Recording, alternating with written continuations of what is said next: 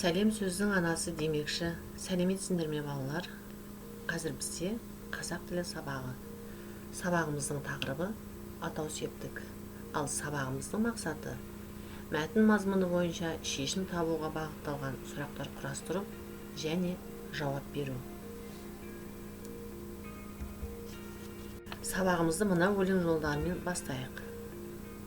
Қазақ тілім, бал тілім, өзің барда шалқыдым. Тілімнен нәр табармын, тіліме кім тағармын. Жарайсыңдар оқушылар. Оқушылар, енді өткен сабақты қайталау мақсатында сендермен кездейсоқ сұрақтар әдісін қолданамыз. Олай болса, экранға назар аударайық. Өздерің көріп тұрғандай, экранда не көріп тұрмыз? Иә, дұрыс айтасыңдар. Сандықшалар көріп тұрмыз. Бұл сандықшалардың ішінде біз орындайтын тапсырмалар бар екен. Мұқият қарап, жақсылап жауап береміз. Ал біріншісін көрейік.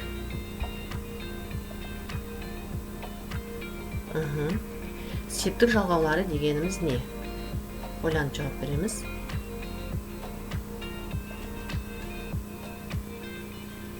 Әрине дұрыс. Зат есімнің септік жалғаулары арқылы өзгеруін зат есімнің септелуі деп атаймыз. Жарайсыңдар, тамаша. Ал келесі екінші сандықшаны көрейік.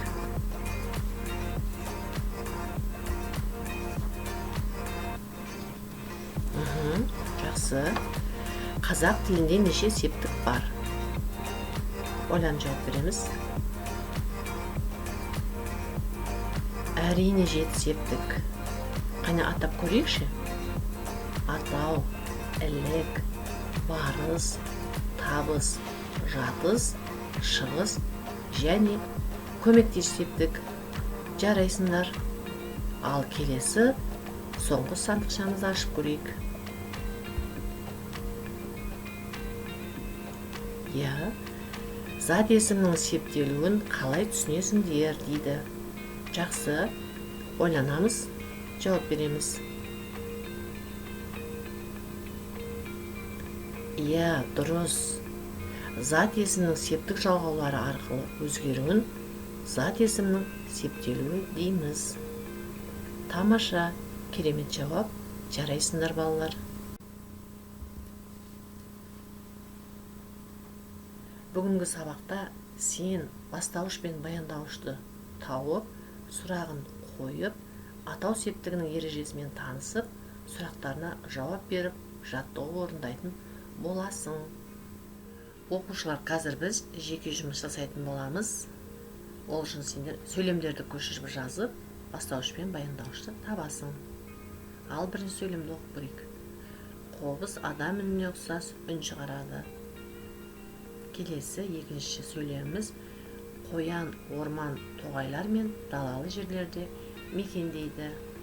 Ал келесі үшінші сөйлеміміз матадан тамаша талшық алынады. Ал сәттілік балалар.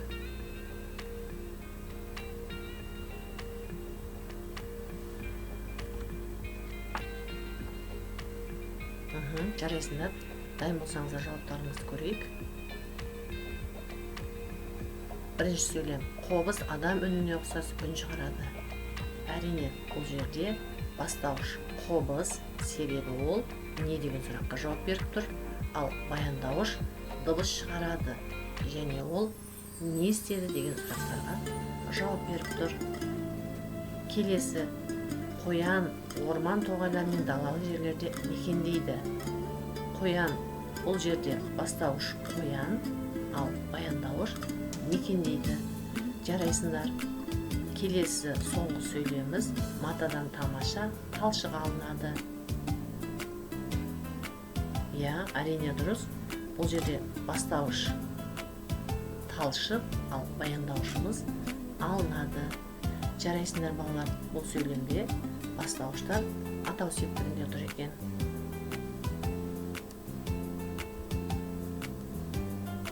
Ал балалар, енді ережемен жұмыс жасайтын боламыз.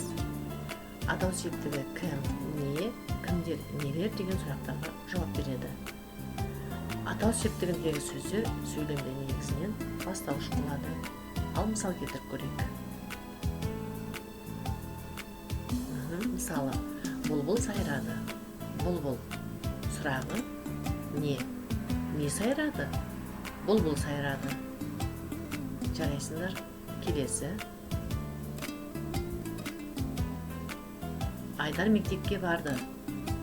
Кім мектепке барды? Айдар мектепке барды. Бұл жерде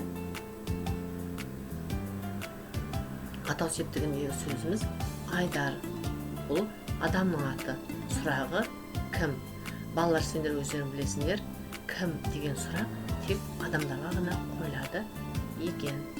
Жарайсыңдар. Бұл атау септігіндегі сөз, өйткені ол кім, не сұрақтарына жауап беріп тұр.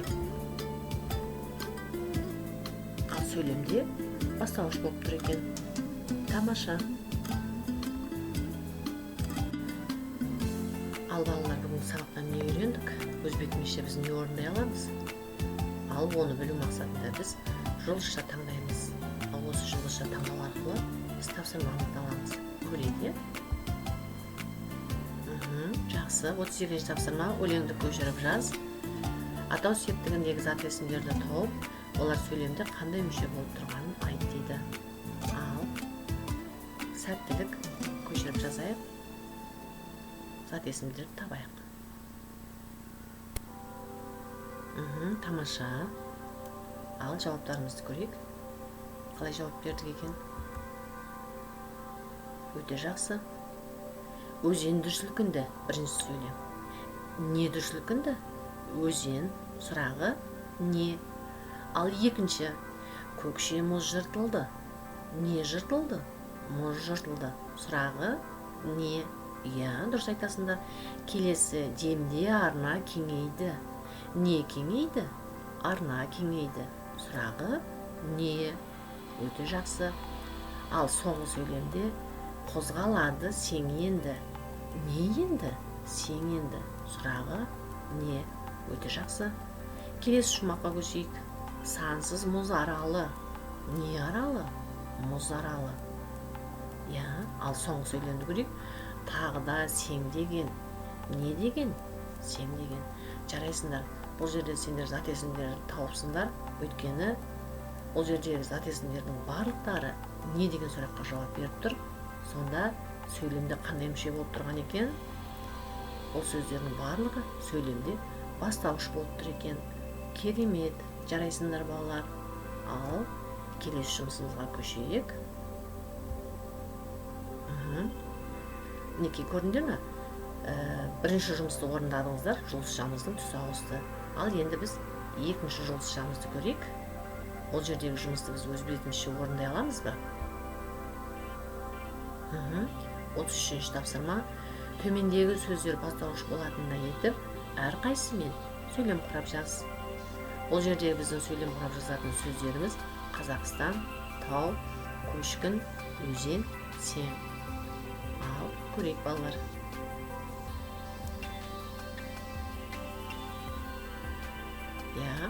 Тамаша. Қазақстан тәуелсіз мемлекет. Дұрыс айтасыңдар балалар. Қазақстан тәуелсіз мемлекет. Не тәуелсіз мемлекет? Қазақстан. Сұрағы не? Өте жақсы. Келесі тау сөзіне көрейік. Тау өте биік болады. Дұрыс айтасыңдар. Тау өте биік болады. Не өте биік болады? Тау. Сұрағы не? Дұрыс. Келесі көшкін сөзін көрейік. Тамаша. Тауда көшкін көп болады. Дұрыс айтасыңдар балалар. Тауда көшкін көп болады. Тауда не көп болады? Көшкін. Дұрыс айтасыңдар. Сұрағы не? Келесі өзен. Өзен дүрсілкінді.